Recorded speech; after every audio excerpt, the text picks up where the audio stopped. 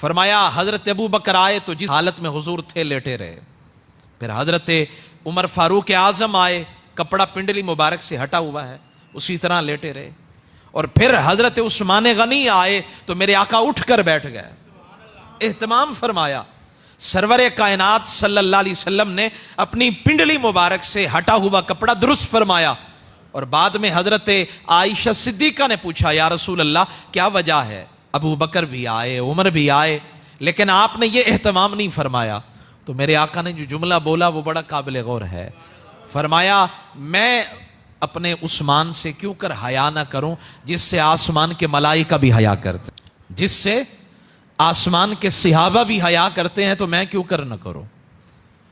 اچھا ہمارے ہاں یہ ہوتا ہے کہ اللہ نہ کرے کوئی جرم کیا, جرم کے ارتکاب کے اندر عمر قید کی سزا مل گئی, تو اب وہ بندہ صحت مند رہے گا, وہ جیل کی کال کوٹھڑی کے اندر تندرست اور توانا رہے گا, تو وہ تو دن بدن اب روزانہ آہستہ آہستہ مرنے لگ جائے گا. میرے آقا صلی اللہ علیہ وآلہ وسلم نے ابتدا کے اندر عثمان غنی رضی اللہ عنہ کو بتا دیا تھا کہ آپ کو شہید کیا جائے گا.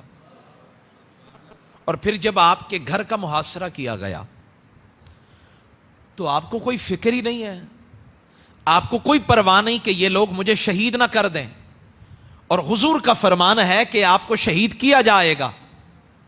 آپ اپنے معمولات کو ادا کر رہے ہیں, حالانکہ آپ اگر گھر سے نکلتے ہیں کوئی راستے میں آپ کو دھمکی بھی دے دینا کہ میں آپ کو گولی مار دوں گا, تو آپ کا پیتا پانی ہو جاتا ہے. آپ جو ہے نا ہوش ٹھکانے نہیں رہتے ہیں, گھر سے نکلتے ہوئے ڈر محسوس کرتے ہیں. اور یہاں شہادت کی خبر پہلے دے دی گئی حضرت عثمان غنی رضی اللہ تعالیٰ عنہ کو, اور پھر آپ کے گھر کا باغیوں نے محاصرہ کر رکھا ہے. لیکن حضرت عثمان غنی رضی اللہ تعالیٰ عنہ کی بیوی حضرت سیدہ نائلہ رضی اللہ تعالیٰ عنہ فرماتی ہیں آپ کے معمولات میں کوئی فرق نہیں آیا, آپ کے چہرے پر کوئی ڈر نہیں تھا, بے پرواہ تھے. آپ کے معمولات کے اندر کوئی فرق نہیں آیا. جیسے پہلے روزانہ 1 رکعت میں پورا قرآن تلاوت کرتے تھے, باغی آپ کے گھر کا محاصرہ کیے ہوئے ہیں, لیکن عثمان غنی پھر بھی روزانہ 1 رکعت کے اندر پورا قرآن تلاوت کرتے.